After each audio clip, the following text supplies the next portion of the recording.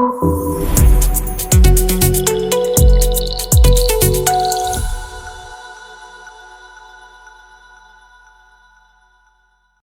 हम बात करेंगे मेनिंजियोमा सर्जरी के बारे में कि मैं मेनिंजियोमा सर्जरी किस तरह से करता हूँ।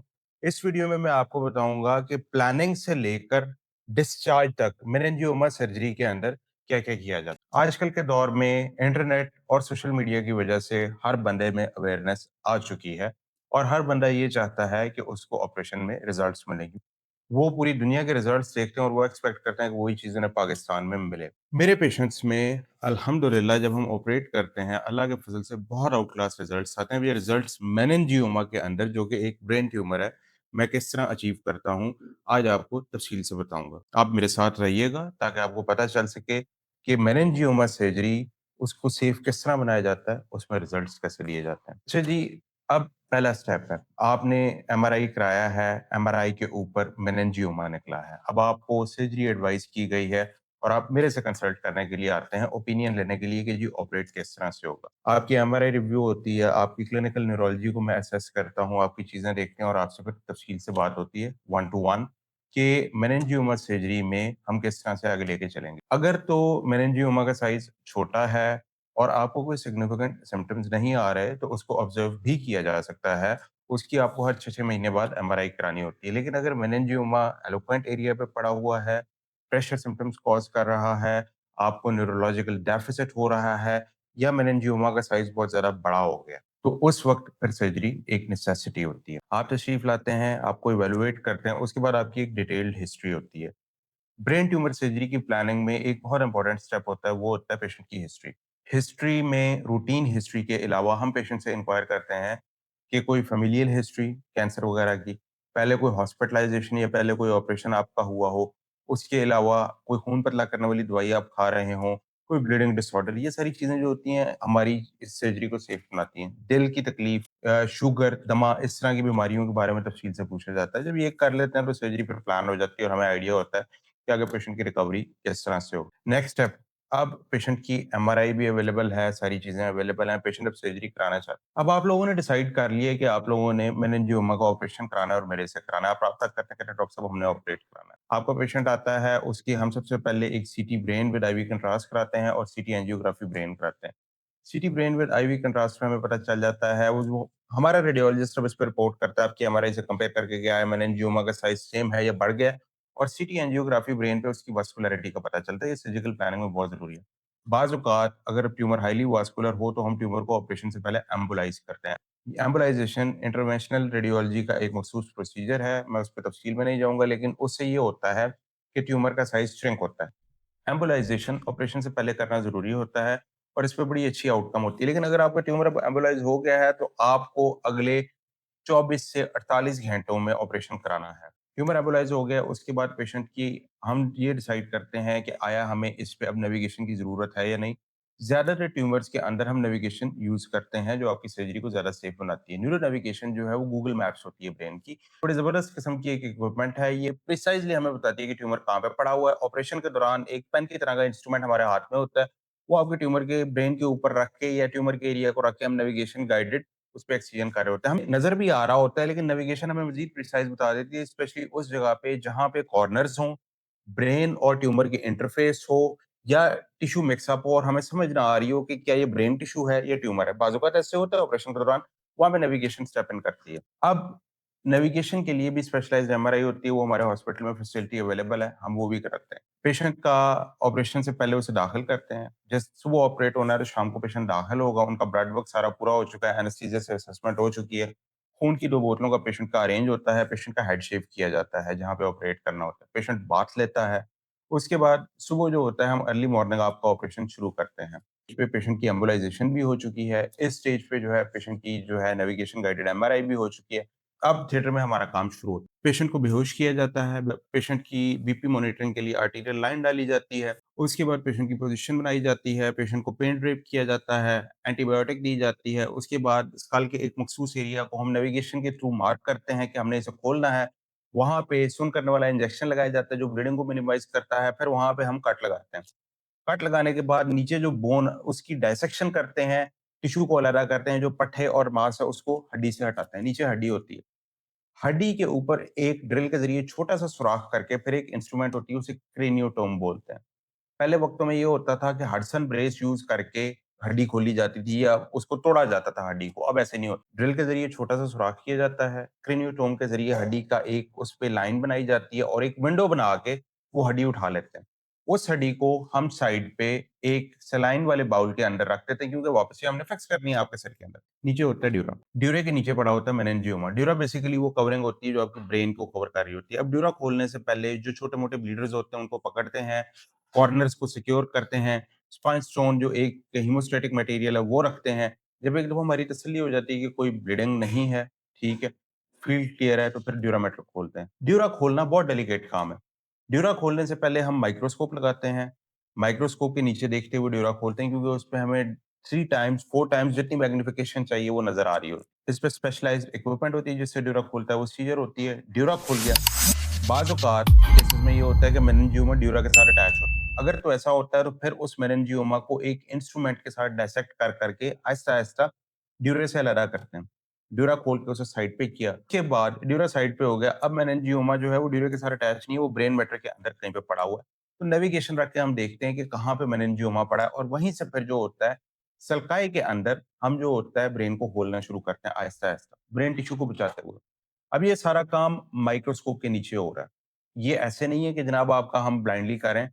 साथ मेनिंजियोमा सर्जरी का जो सबसे इम्पोर्टेंट प्रोटोकॉल होता है, वो होता है उसका वास्कुलर कंट्रोल कि आपने ट्यूमर को निकालने से पहले उसकी ब्लड सप्लाई को काटना है। उसकी वास्कुलैरिटी को हम आइडेंटिफाई करते हैं, ठीक है? उसकी Venus drainage, arterial blood supply जहाँ से आ रही होती है क्योंकि पहले हमने सीटीए कराया होता है। हमें जब वो विजुअली नज़र आता है, तो उसके बाद फिर हम वहाँ पे उस जगह पे क्लिप लगा के या टाई लगा के उसको बंद कर देते हैं। इसको कहते हैं डीवास्कुलराइज़ेशन।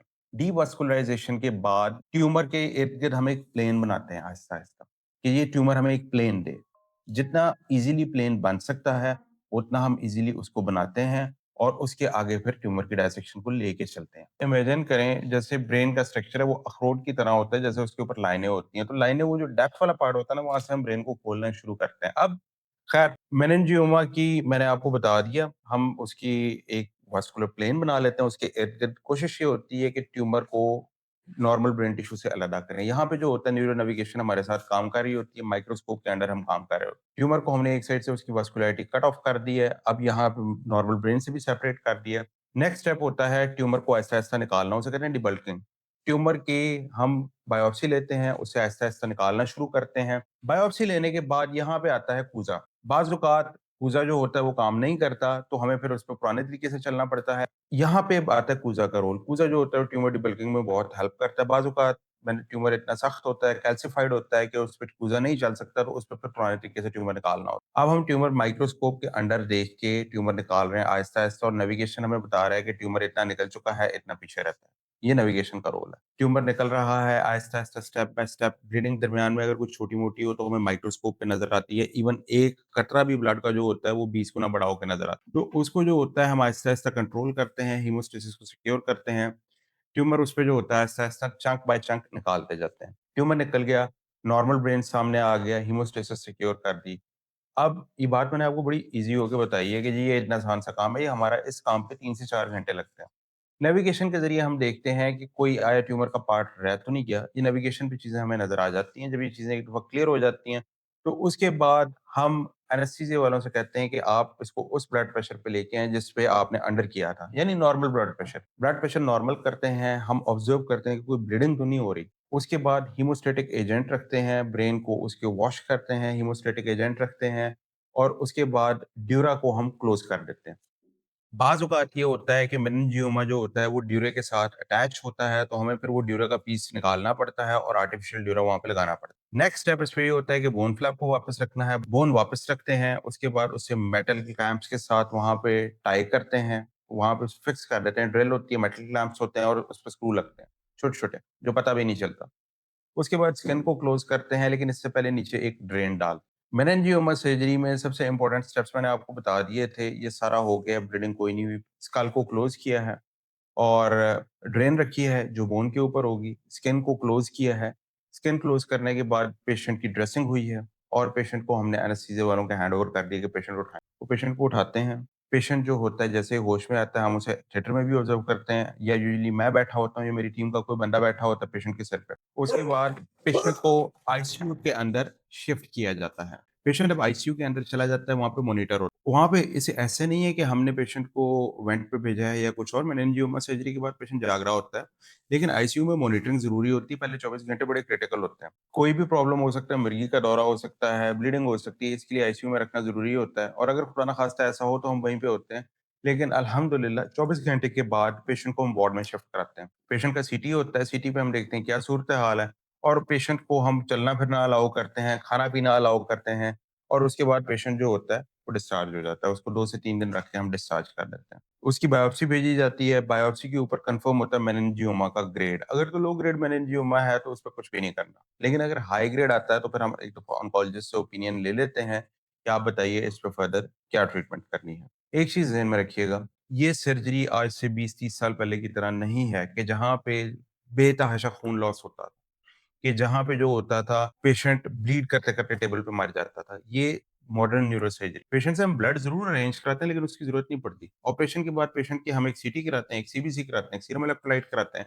उसमें पता चल जाता है या ब्लड लगवाने की ज़रूरत है भी या नहीं। और यूजुअली ये होता है कि जो पेशेंट ने ब्लीड किया होता है, वो किसी और मुस्तहिक मरीज़ के काम आ जाता है, क्योंकि मैं अपने पेशेंट्स में 90% of the time brain tumour surgery के दौरान या बाद में ब्लड की ज़रूरत नहीं पड़ती। लेकिन एहतियातन हम ब्लीड ज़रूर कराते हैं। एवरेज स्टे मेनिंजियोमा सर्जरी के बाद 1 दिन आईसीयू, 3 से 4 दिन वार्ड और उसके बाद पेशेंट डिस्चार्ज होता है। टाँके इस पे जो है 2 हफ्ते बाद खुलते हैं, जब पेशेंट डिस्चार्ज करते हैं तो हम ड्रेन आउट करके पेशेंट को डिस्चार्ज करते हैं।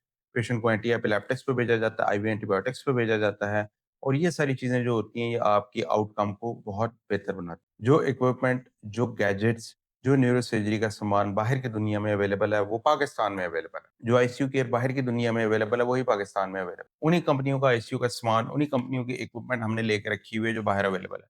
जो एक्सपर्टीज़ बाहर अवेलेबल है, वही पाकिस्तान में अवेलेबल है। जो बीमारियाँ बाहर के मरीज़ों में होती हैं, वही हमारे मरीज़ों में होती हैं, इसलिए हम उनकी ट्रीटमेंट के लिए वही गैजेट्स यूज़ करते हैं, जो बाहर अवेलेबल हैं। वही एक्सपर्टीज़ आपको प्रोवाइड की जाती है। फ़र्क सिर्फ़ कॉस्ट में है। बाहर आप ये इलाज कराएँगे तो हज़ारों डॉलर कॉस्ट आएगी, यहाँ पे फ्रैक्शन ऑफ कॉस्ट पे आपकी ट्रीटमेंट होती है। अगर आप मेनिंजियोमा सर्जरी को कंसिडर कर रहे हैं और आप सेफ न्यूरो सर्जरी कराना चाह रहे हैं, तो आप मेरे से मशवरा कर सकते हैं।